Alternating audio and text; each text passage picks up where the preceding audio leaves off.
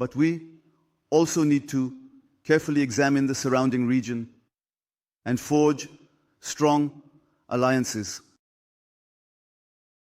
And I want to emphasize minorities.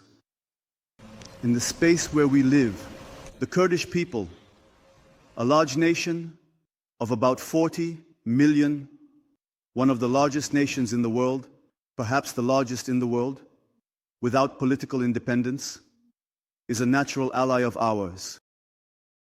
And it is a national minority in 4 different countries. No, in Syria de facto, in Iraq also, de jure in the Iraqi constitution.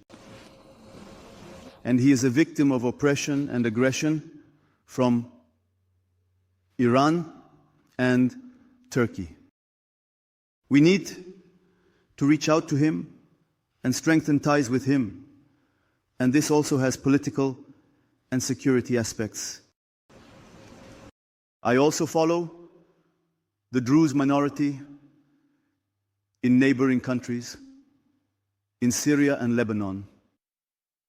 And we have a courageous alliance with the Druze, citizens of Israel.